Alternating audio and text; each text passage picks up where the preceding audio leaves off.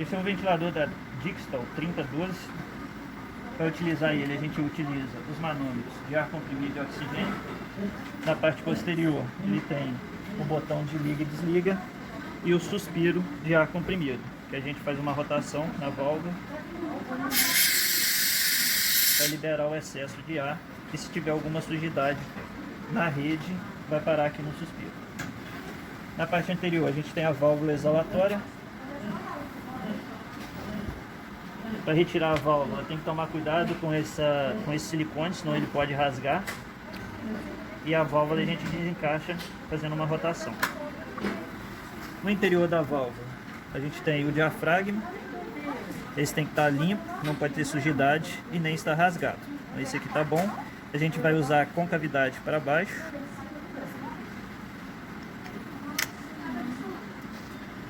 Para encaixar a válvula exalatória, a gente faz o movimento de rotação também. E encaixa o P1 e o P2. Se for utilizar com filtro, o filtro EPA vai vir aqui na válvula exalatória. Nessa parte nós temos a célula de O2, ela é encaixada com plug e ela é rosqueada.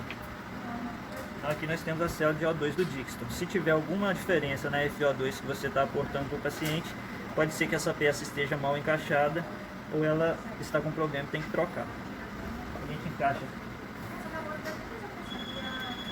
o movimento de rotação, encaixa o plug e coloca a proteção. Aqui a gente tem o sensor de nebulização e aqui é o ramo inspiratório que vai o ar para o paciente. Na parte lateral a gente tem aqui o sensor de capnografia. Então esse aparelho dá para utilizar o capnógrafo nele. Nós vamos ligar ele atrás. Na parte de baixo a gente vai ter os comandos, o botão mestre, a parte lateral o botão que vai ter os alarmes e o menu, e aqui em cima os modos ventilatórios, ventilar adulto, pediátrico e neonatal. A gente tem que saber o peso predito do paciente para iniciar a ventilação. Então, se eu tenho um paciente com peso predito de 60 kg, ele já vai fazer o cálculo a 6 ml por quilograma de 360 ml. Ele tem que fazer o teste do circuito e os testes internos. Se for passivo, é a utilização de filtro, e ativo a utilização de umidificador.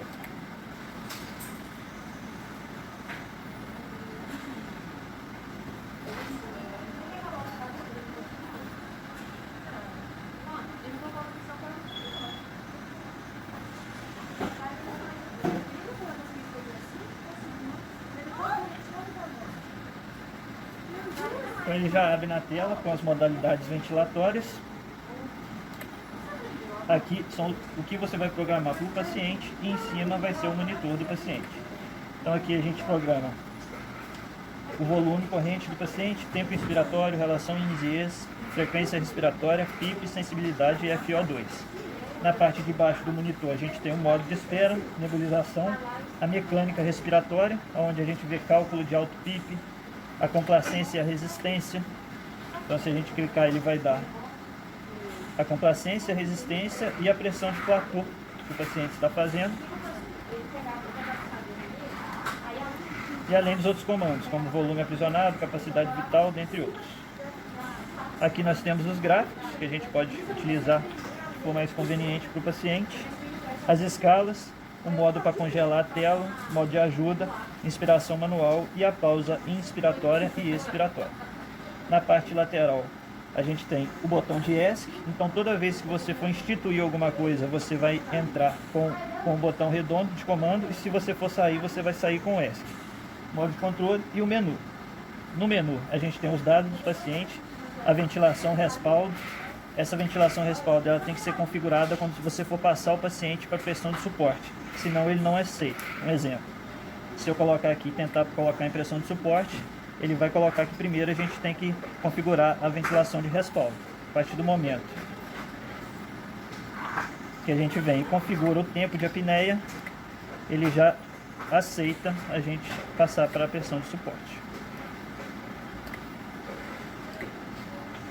Ainda no menu a gente tem a capnografia, se a gente for utilizar o sensor lateral, autoescalas, tendências, os loops, os alarmes e aqui o botão de ferramentas.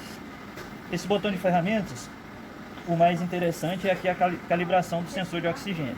Então, se o que você estiver aportando para o paciente não estiver igual o paciente está fazendo, a gente vem e calibra o sensor de oxigênio. Se der falha na calibração, pode ser a célula de O2 que está mal encaixada ou com algum problema. E aí tem que trocar. Ainda em ferramentas, tem a calibração do circuito, porém se você já estiver ventilando o paciente, você vai ter que tirar ele, desconectar ele do ventilador, porque para calibrar o circuito ele volta na tela inicial para fazer a calibração. E os ajustes de tela do paciente.